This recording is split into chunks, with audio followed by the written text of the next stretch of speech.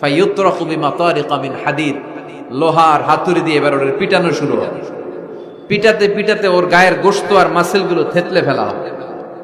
ইয়কালু লিল আরদি ইলতাইমি, জমিনকে বলা হবে চাপ দাও। ফাতাখতালিফু আদলাউ, ওয়াল আয়াযু বিল্লাহ। কবরের এক পাশের মাটি আরেক পাশের মাটি এমন ভাবে চাপ দিবে, ডান পাশের পাজরের হাড় বাম দিকে ঢুকে যাবে, বাম দিকের হাড্ডি ডান পাশে এসে যাবে। ওর চিৎকারে পুরো কবরস্থানটা থারথার করে কাঁপবে। ওরে বাঁচানোর তখন কেউ থাকবে না। ওর ক্ষমতা, ওর দাপট, ওর হুঙ্কার, ওর অহংকার ওরে বাঁচাতে পারবে না। চিল্লায় বলেন ঠিক কিনা? হাত্তা সা, কিয়ামত পর্যন্ত, কিয়ামত পর্যন্ত এই দুর্বিষহ জীবন সময় তার কাটতেই থাকবে। আল্লাহ, কবরের এই আযাব থেকে তুমি আমাদেরকে বাঁচাও। মাটিতে আমাদেরকে শোয়াই লাগবে, ঠিক কিনা? একদিন মাটির ভেতরে হবে ঘরে, মন আমার কেন বাঁধ দালান ঘর। প্রাণ পাখি উড়ে যাবে পিঞ্জর ছেড়ে, ধরা ধামে সবই রবে, তুমি যাবে চলে। বন্ধু বান্ধব যত, মাতা পিতা দ্বারা সুত, সবই হবে তোমার পরে। মন আমার কেন বাঁধ দালান ঘর, একদিন মাটির ভেতরে হবে ঘরে। মন আমার কেন বাঁধ দালান ঘর। চিল্লায় বলেন ঠিক কিনা? চলে যেতে হবে। দালান ঘর, বাড়ি ঘর, টাকা পয়সার জন্য পাগল হয়ে থাকি আমরা, কিন্তু এটা আমার আসল ঘর নয়। যেই গোসলখানাটারে আমি এত সুন্দর করে টাইলস করে ইটালিয়ান ফিটিংস দিয়ে বানালাম, আমার জীবনের শেষ গোসলটা কি ওই গোসলখানায় হবে? কথা বলেন। যেখানে লাশ ধোয়ায় ওইখানে আমার গোসল হবে, এগুলো আমরা ভাবতে চাই না। কবরের জীবনটা আসল জীবন। বিশ্বনবী দোয়া করতেন, আল্লাহুম্মা ইন্না নাউযু বিকা মিন আযাবিল কবর। আল্লাহ, আমি আপনার কাছে কবরের আযাব থেকে পানাহ চাই, কবরের আযাব থেকে বাঁচতে চাই। এই কবরের মধ্যে অনেক ফিতনা হবে, অনেক সুয়াল হবে। কবরে প্রশ্ন আছে না নাই? কথা বলেন। প্রথম প্রশ্ন জিজ্ঞেস করা হবে, মার রব্বুক, তোমার রব কে? বলেন, আমাদের রব কে? ওমা দীনুক, তোমার ধর্ম কি? বিশ্বনবীর চেহারা দেখিয়ে বলা হবে, তারিফু মান হাযার রাজুল, এই লোকটারে চিনো? আমরা কি বলবো? আমরা চিনি, উনি আমাদের প্রিয় রাসূল মুহাম্মদুর রাসূলুল্লাহ সাল্লাল্লাহু আলাইহি ওয়াসাল্লাম। এরপরে জিজ্ঞেস করা হবে, এগুলো কোত্থেকে শিখলা? আমরা বলবো কোরআন থেকে। ফায়ুফসাহু লাহু কবরুহু ৭০ যিরাআন। এই সুন্দর সুন্দর উত্তর করতে পারলে আপনার কবরটারে ৭০ হাত লম্বা করে দেয়া হবে। ইফতাহু লাহু বাবুন ইলাল জান্নাহ, জান্নাতের দিকে একটা দরজা লাগিয়ে দেয়া হবে। ইউলবাসু মিন লিবাসি আহলিল জান্নাহ, জান্নাতীদের পোশাক পরিয়ে দেয়া হবে। জান্নাতের পোশাক কেমন হবে জানেন? রেশমের পোশাক। ওয়া লিবাসুহুম ফিহা হারির, the dress will be in Jannah with fine green silk with the gold embroidery. জান্নাতে যারা থাকবে তাদের পোশাক হবে পাতলা সবুজ রঙের রেশমের কাপড়ের পোশাক, যেটার মধ্যে গোল্ডের, স্বর্ণের ডিজাইন করা, এমব্রয়ডারি করা থাকবে। ওই পোশাক পরিয়ে দেওয়া হবে। আর বলা হবে নাম কান্নাউমিল আরুস, বাসর রাতে জামাই যেমনি আনন্দে ঘুমায় তুমিও ঘুমাও। দুনিয়াতে অনেক কষ্ট সহ্য করছো, দুনিয়াতে পুলিশের দৌড়ানি, র্যাবের দৌড়ানি, আছে না নাই? ইসলামের পক্ষে যারা কথা বলে নিজ এলাকায় পরবাসী, আছে না নাই? আহা, মামলা হামলা, ঝক্কি ঝামেলা ঝুঁকি একটার পর একটা, তার পিছু ছাড়ে না। সে ঘুমাইতেও পারে নাই। চিল্লায় বলেন ঠিক কিনা? আনন্দের ঘুম আমরা সেদিন দেব ইনশাআল্লাহ। ঘুমেন না? নাম কানাউমিল আরুস, বাসর রাতে বর যেমনি কনেকে নিয়ে ঘুমায় ঘুমাও। দুনিয়াতে ঘুমাইতে পারো নাই, দুনিয়াতে খালি দৌড়াইছো। কি করছো? দৌড়ানির উপরে ছিল। আজকে দৌড়ানি নাই, আজকে দৌড়ানি হবে ওই দলে। কথা কন। যারা ইসলামের পক্ষে ছিল না, আজীবন ইসলামের বাঁশ দিয়েছে, আজকে ওদেরকে বাঁশ দেওয়ার পালা। সেদিন হিসেব উল্টে যাবে। কথা বলেন। এবার ওদেরকে প্রশ্ন করা হবে, তুই ক মার রব্বুক? কয় আমি জানি না। কি জানোস? কয় কিছুই জানি না। কি যে জানি না ওইটাও জানি না। দ্বিতীয় প্রশ্ন, ওয়ামা দীনুক, তোর ধর্মের নাম কি? কয় জানি না। ফেরেশতারা কয় আর প্রশ্ন বাকি একটা, তারপরে আঙ্গ খেলা শুরু। ওমান হাযার রাজুল, do you know this person? দেখো তো এই লোকটার চিনা চিনা লাগে কিনা। কয় না, চিনি না, আমি কিচ্ছু জানি না, আমি কিচ্ছু মনে করতে পারছি না, খালি আমি মদ খাইতাম আর চিয়ার্স করতাম, এটা মনে আছে। আমি ইসলামের বিরুদ্ধে দৌড়াতাম, ইসলামের পক্ষের শক্তির উপর হামলা চালাতাম, এগুলো মনে আছে। কোরআনের বিরুদ্ধে ছিলাম, ইসলামের বিরুদ্ধে ছিলাম, বিশ্বনবীর বিরুদ্ধে ছিলাম, বিশ্বনবীর বিরুদ্ধে আমি বিষোদাগার করতাম, ইসলামের বিরুদ্ধে আমি জনপ্রচারণা চালাতাম। আজীবন আমার জীবনটারে আমি কাটিয়েছি ইসলামের বিপক্ষে। সুদ, ঘুষ, দুর্নীতি, যৌতুক, মদ ছিল আমার নিত্য সঙ্গী। আমি কিচ্ছু মনে করতে পারছি না, আমার ধর্ম নাই, আমার কিছুই মনে নাই। ফেরেশতারা বলবে ঠিক আছে, এবার আঙ্গ খেলা শুরু। ফায়ুতরাকু বিমাতারিকা মিন হাদিদ, লোহার হাতুড়ি দিয়ে এবার ওর পিটানো শুরু হবে। পিটাতে পিটাতে ওর গায়ের গোশত আর মাসেলগুলো থেতলে ফেলা হবে। ইয়কালু লিল আরদি ইলতাইমি, জমিনকে বলা হবে চাপ দাও। ফাতাখতালিফা আদলাউ, ওয়াল আয়াযু বিল্লাহ। কবরের এক পাশের মাটি আরেক পাশের মাটি এমন ভাবে চাপ দিবে, ডান পাশের পাজরের হাড় বাম দিকে ঢুকে যাবে, বাম দিকের হাড়টি ডান পাশে এসে যাবে। ওর চিৎকারে পুরো কবরস্থানটা থারথার করে কাঁপবে। ওরে বাঁচানোর তখন কেউ থাকবে না। ওর ক্ষমতা, ওর দাপট, ওর হুঙ্কার, ওর অহংকার ওরে বাঁচাতে পারবে না। চিল্লায় বলেন ঠিক কিনা? হাত্তা সা, কিয়ামত পর্যন্ত, কিয়ামত পর্যন্ত এই দুর্বিষহ জীবন সময় তার কাটতেই থাকবে। আল্লাহ কবরের এই আযাব থেকে তুমি আমাদেরকে বাঁচাও। সূরাতুল মুলক যারা নিয়মিত তেলাওয়াত করবে, আল্লাহর মেহেরবানিতে তাদের কবরে কোনো আযাব হবে না। করতে রাজি আছেন? কথা কয় না, করতে রাজি আছেন সবাই? বিষ্ণুই বললেন এখানেই শেষ নয়, আরো আছে।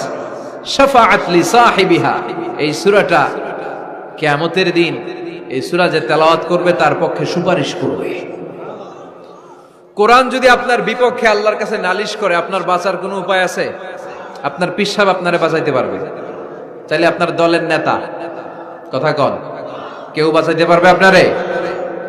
কোরআন যেমনি আপনার বিরুদ্ধে দাঁড়ালে আপনারে বাঁচাতে পারবে না, কোরআন তেমনি আপনার পক্ষে দাঁড়ালে আল্লাহ আপনারে ফেলে দিতে পারবে না। কোরআন আপনার পক্ষে থাকলে আল্লাহ আপনাকে দয়া করবেনই। বিশ্বনবী বলেছেন ইকরাউল কুরআন ফাইন্নাহু ইয়াতি ইয়াউমাল কিয়ামাতি শাফিআন লিআসহাবি। কোরআন তেলাওয়াত করো, কেননা কোরআনের তেলাওয়াত এটা কিয়ামতের দিন তোমার জন্য সুপারিশ হয়ে দাঁড়াবে। এজন্য বিশ্বনবী বললেন যে ব্যক্তি সূরাতুল মুলক নিয়মিত তেলাওয়াত করবে, এই সূরাটা কিয়ামতের দিন ওই তেলাওয়াতকারীর জন্য আল্লাহর কাছে সুপারিশ করবে। এখানেই শেষ নয়, বিশ্বনবী বললেন খাসামাত আন সাহিবিহা, এই সূরা যে তেলাওয়াত করবে তার পক্ষে আল্লাহর সাথে এই সূরাটা দাঁড়িয়ে তার পক্ষ নিয়ে আল্লাহর সাথে তর্ক করবে, ঝগড়া করবে। আল্লাহ তুমি ওরে জান্নাত দিবা না কেন? ওরে মাফ করবা না কেন? তুমি না গফুর, তুমি না গফফার, তুমি না রহিম, তুমি না রহমান, তুমি মাফ করে দাও। ও মিয়া, সুপারিশ করতেছে কে? সূরাতুল মুলক। সুবহানাল্লাহ কইবেন না? কতক্ষণ এই তর্ক আল্লাহর সাথে সে চালাবে? হাত্তা আদখালাহুল্লাহুল জান্নাহ, যতক্ষণ না আল্লাহ তার জান্নাতে না ঢুকায়। এখানেই শেষ নয়, বিশ্বনবী বললেন মান ক্বারাআ বিহা ফি লাইলাতিন ফাকাদ আকসারা ওয়া আতাবা, রাত্রি বেলায় যে এই সূরাটা তেলাওয়াত করবে ওই পুরো রাতটাকে বরকতময় করে দিবে কে? এজন্য বিশ্বনবী বলেন আমি চাই আমার সব উম্মত এই সূরাটা মুখস্থ করে নেক। আমার চাই আমার ছোট বড় আবাল বৃদ্ধ বনিতা সব উম্মতের হৃদয়ের মধ্যে এই সূরাটা গাঁথা থাক, মুখস্থ থাক, হিফজ করা থাক। আমরা বিশ্বনবীর উম্মত না? কথা কন। নবীর এই আশাটা আমাদের পালন করার দরকার আছে না নাই? আমরা কি পারি না এই সূরাটা মুখস্থ করে রাখতে? মাত্র 30 আয়াত, প্রতি মাসে কয়দিন? প্রতিদিন এক আয়াত করে মুখস্থ করলে লাগে কয়দিন? প্রতিদিন এক আয়াত করে মুখস্থ করলে 30 দিনে এই সূরা মুখস্থ করতে রাজি আছেন? সবাই রাজি আছেন তো? মনে থাকবে? নেক্সট টাইমে নেক্সট ইয়ারে আসলে জিজ্ঞেস করবো যে সূরা মুলক মুখস্থ হয়েছে কিনা। হ্যাঁ, মনে থাকবে তো? আল্লাহ তুমি তৌফিক দাও। এই সূরাটা পড়লে আল্লাহ আপনার দৃষ্টি শক্তিকে খুলে দিবে। আপনার চোখের সামনে কোনো পর্দা থাকলে পর্দাটা সরে যাবে। আপনি আল্লাহর মাহাত্ম্য বুঝতে পারবেন, আপনি আল্লাহরে চিনতে পারবেন, আপনি আল্লাহর অস্তিত্ব টের পাবেন। সুবহানাল্লাহ পড়ায়। অনেকেই বলে যেটা দেখি না তা মানি না। যারা স্রষ্টাকে বিশ্বাস করে না তারা বলে আনসিন ইজ নাথিং, যেটা দেখা যায় না এটা বিশ্বাস করি না। নাস্তিক্যবাদের ছড়াছড়ি আছে না নাই? বাগেরহাটে কোনো নাস্তিক নাই মনে হয়, কথা কন? আছে আছে আছে। এত দাড়ি টুপি এগুলার ভিতরে ঢুকে কেমনে? ওগুলা পিছনে পিছনে থাকে, এগুলা আজীবন পিছনে পিছনে থাকবে। কথা বলেন। ইয়াং যুবক যারা আছে তোমরা একটা বই পড়বে, প্যারাডক্সিক্যাল সাজিদ, একটা বই আছে বাজারে, নাস্তিকদের বিভিন্ন প্রশ্নের জবাব। এই বইয়ের লেখক খুব ভালো করে ওই বইতে তিনি তুলে ধরেছেন। লেখকের নাম আরিফ আজাদ। এটা পড়লে শিক্ষিত যারা, তাদের মনের মধ্যে এই ঘুরপাক করা প্রশ্নগুলোর উত্তর তারা পেয়ে যাবে। বইয়ের নাম প্যারাডক্সিক্যাল সাজিদ, আরিফ আজাদের লেখা। তো তার পাশাপাশি এই সূরাটা পড়লেও আমরা জানতে পারবো, কারণ এই সূরাটা হচ্ছে this Surah is an I opener for us all. আমাদের সবার চোখ খুলে দিবে এই সূরাটা। আমাদের ঘুমন্ত বিবেককে জাগিয়ে তুলবে এই সূরাটা। যারা বলে যে স্রষ্টাকে দেখা যায় না, তাদের জন্য এই সূরাটা একটা মেডিসিন। আল্লাহ কেমন যেন এই সূরায় বলতে চায়, ওপেন ইউর আই। তুমি তোমার চোখ খোলো না একটু, you must find your god. তুমি তোমার আল্লাহরে খুঁজে পাবা। আপনি আকাশের দিকে তাকান, বাতাসের দিকে তাকান, জমিনের দিকে তাকান, আল্লাহরে খুঁজে পাবেন। সাইয়েদনা ইব্রাহিম তারার দিকে তাকালেন, বললেন মনে হয় এটাই আমার রব। পরে দেখে তারা নাই, কয় না না, আমার রব তো আমার ছেড়ে চলে যেতে পারে না। সাইয়েদনা ইব্রাহিম চাঁদ দেখলেন, পূর্ণিমার চাঁদ দেখে ভাবলেন তাইলে এটা তো তারার চেয়েও বড়, মনে হয় এটা আমার রব। পরে দেখলেন চাঁদও নাই। সাইয়েদনা ইব্রাহিম কয় আমিও আপনার লগে নাই। এরপরে সূর্য উঠলো, গগন বিদারী সূর্য পুরো জমিনটারে আলোকিত করে ফেললো। উনি বললেন হাদা আকবার, সূর্য অনেক বড়, তাহলে এটা আমার রব। পরে বিকেল বেলা যখন সূর্য ডুবে যায়, সাইয়েদনা ইব্রাহিম কয় না, আমার রব তো আমার ছেড়ে কোথাও চলে যেতে পারে। তখন তিনি চিন্তা গবেষণার মধ্য দিয়ে মহাসত্যের খোঁজ পেলেন। সুবহানাল্লাহ পড়ে। মহাসত্য হচ্ছেন একজন, চিৎকার করে বলতে হবে তিনি কে? সে আল্লাহ বলে, গোলাম আমার অস্তিত্ব অনুভব করার জন্য তোমাকে ডজন ডজন বই পড়া লাগবে না, ডক্টরের ডিগ্রি লাগবে না। তুমি আমার সৃষ্টি করা এ বসুন্ধরার দিকে তাকাও, এই গাছপালা নেয়ামত রাজির দিকে নজর বুলিয়ে তাকাও। তুমি সাগর দেখো, তুমি পাহাড় দেখো, তুমি ঝর্ণা দেখো, ঝর্ণার কলকলো আওয়াজের ভেতরে আমি আল্লাহরে খুঁজে পাবা। কথা কন। ঝর্ণা দেখছেন কেউ কোনোদিন? বাগেরহাটে আছে? কোথায় যেয়ে দেখছেন? সিলেটে, হিমছড়িতে। আহা, ঝর্ণার সামনে দাঁড়ালে বোঝাই যায় একজন এটাকে নিয়ন্ত্রণ করছে। একজন আছে, একজন থাকা লাগবে, একজন থাকা চাই, যাকে ছাড়া মহাবিশ্ব এত সুন্দরভাবে চলতে পারে না। সাগরের দিকে তাকান। কক্সবাজারে গেছেন আপনারা? আহা, কি ক্ষুদ্র আমি, কি তুচ্ছ আমি, কি নগণ্য আমি। যখন আমার অলমোস্ট প্রতি সপ্তাহে কক্সবাজারে ফ্লাইট থাকে, আমার কক্সবাজারে অনেক প্রোগ্রাম থাকলে আমি বিকেলে আগে সাগরের সামনে চলে যাই, নিজে যে কত ছোট এটা দেখার জন্য। বঙ্গোপসাগরের সামনে দাঁড়ালে আয়রে নিজের কি ইয়াতিম লাগে, কি ছোট্ট আমি, কি সাগরের তর্জন গর্জন। হিমছড়িতে যখন যাই, সিলেটের মাধবকুণ্ডে যখন যাই, মালয়েশিয়াতে মাঝে মাঝে যাই, ক্যামেরন হাইল্যান্ডে কিছু ওয়াটারফল আছে। আল্লাহু আকবার। এই ঝর্ণার আওয়াজের মধ্যে মনে হয় যেন আল্লাহর জিকির শোনা যায়, ঠিক কিনা? ঝর্ণা ঝর্ণা ঝর্ণা রে, বলনা বলনা বলনা রে, কার বিরহে পাগল পাড়া তুই, কার মিলনে ফুল ফসলে ভরার তোর দুকুল বই, কার মিলনে ফুল ফসলে ভরার তোর দুকুল বই। ঝর্ণা ঝর্ণা ঝর্ণা রে, বলনা বলনা বলনা রে, কার বিরহে পাগল পাড়া তুই। সুবহানাল্লাহ পড়ে। ঝর্ণার দিকে তাকালে, আকাশের দিকে তাকালে, বাতাসের দিকে তাকালে আকাশের রব আল্লাহর অস্তিত্ব সেখানে আছে না নাই? চিল্লায় বলেন আছে না নাই? এই জন্য নাস্তিকদের যুক্তিগুলো খোড়া যুক্তি। তারা বলে আনসিন ইজ নাথিং, যেটা দেখি না ওইটা মানি না। এরকম কিছু গাধা আছে না নাই? হাদারাম, উল্লুক্কা পাঠা, যেটা দেখি না ওইটা মানি না।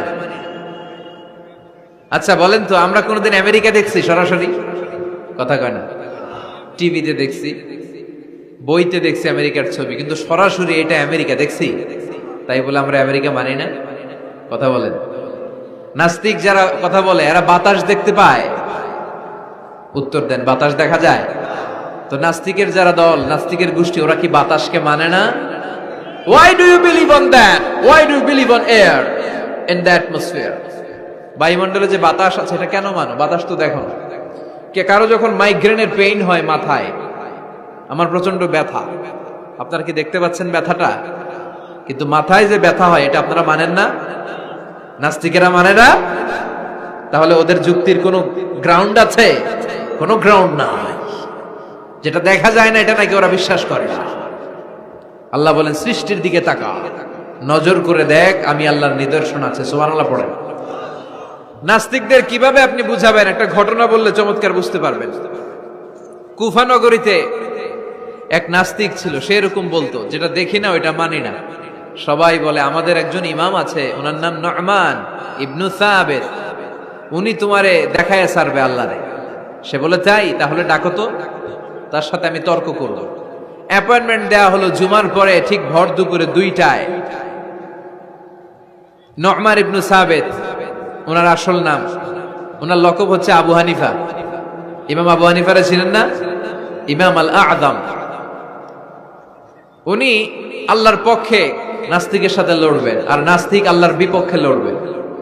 সময় দেয়া হয়েছে জুমার সালাতের পর ভর দুপুরে 2টা। ঠিক সময়ে নাস্তিক এসেছে, হাজার হাজার মানুষ এসেছে, আসে নাই ইমাম আবু হানিফা। নাস্তিক তো রেগে মেগে আগুন, আমারে সময় দিয়ে উনি আসে নাই কেন? আসে না কেন? আধা ঘন্টা, 1 ঘন্টা, 1.5 ঘন্টা চলে যায়, আসে না। প্রায় 2 ঘন্টা পরে ইমাম আবু হানিফা দৌড়ে দৌড়ে আসলেন। নাস্তিক বলে আপনার তো সময়ের কোনো জ্ঞানই নাই, আপনার সাথে কোনো তর্ক চলবে না। ইমাম আবু হানিফা বললেন ইনদি উযর, আই হ্যাভ অ্যান এক্সকিউজ, আমার একটা এক্সকিউজ আছে। কি এক্সকিউজ? সাইয়েদনা ইমাম আবু হানিফা বললেন, আমি যখন ঘর থেকে বের হই, এই পথে আসার সময় আমাকে একটা নদী পার হতে হয়। কি পার হতে হয়? আজকে যে দেখি নদীর সামনে কোনো নৌকা নাই, মানুষ নাই, কেউ নাই, কেউ নাই। হঠাৎ দেখলাম নদীর পাশে বিশাল একটা বড় গাছ, গাছটা এমনি এমনি 2 ভাগ হয়ে গেল। গাছ থেকে এমনি এমনি কাঠ আর তক্তা বের হয়ে গেল, তক্তাগুলো এমনি এমনি জোড়া লেগে নৌকা হয়ে গেল। ওই নৌকা এমনি এমনি নদীর মাঝখানে এসে পড়লো, আর আমি উঠে বসলাম। মাঝি ছাড়া, লগি বৈঠা ছাড়া নৌকা আমারে এক টান মেরে নদীর ওপার নিয়ে গেল। এই কাজগুলো হতে হতে 2 ঘন্টা লেগে গেছে। কয় ঘন্টা? নাস্তিক কয় তবে ইমামের মাথা খারাপ। নাস্তিক কি বলে? তোদের ইমামের মাথায় সমস্যা।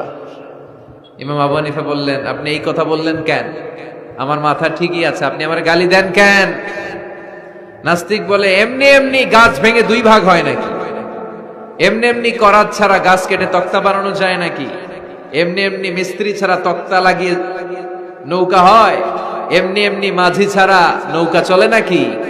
সাইয়েদনা ইমাম আবু হানিফা বললেন, এই তো আপনি লাইনে চলে আসছেন, এখন আপনারে বুঝাইতে খুব সুবিধা হবে। এমনি এমনি নৌকা হয় না, তক্তা হয় না, এমনি এমনি গাছ কেটে 2 ভাগ হয় না, তাহলে আকাশটা কেমন করে এমনি এমনি হলো? এই জমিনটা কেমন করে এমনি এমনি হলো? দ্বিপ্রহরের জলজলের সূর্যটা কেমন করে প্রতিদিন দিনক্ষণ টাইম ঠিক করে সকালে পূর্ব দিক থেকে উঠে পশ্চিম দিকে ডুবে যায়? কেমন করে আকাশ থেকে বৃষ্টি নামে এমনি এমনি? কেউ যদি এটা না করে এমনি এমনি কেমন করে পৃথিবী সৃষ্টি হয়? নাস্তিকের ঘুমন্ত বিবেক এবার জাগ্রত হয়েছে, এবার সে চোখ মেলে তাকিয়েছে।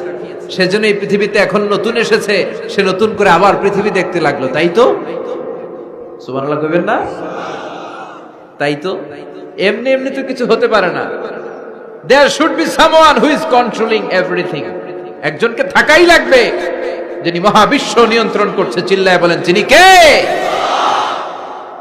নাস্তিক অবাক, তাই তো, আসলেই তো আমি একটা বোকা, আসলে আমি হাদারাম, আমি তো এইভাবে কখনো ভাবি নাই। ও ইমাম, আপনাকে শুকরিয়া, আপনার হাত দেন, আপনার হাতে চুমু খাই, আপনার হাতে হাত রেখে আমি শাহাদা বাক্য পাঠ করতে চাই, আপনি আমারে পড়িয়ে দেন লা ইলাহা ইল্লাল্লাহ মুহাম্মাদুর রাসূলুল্লাহ।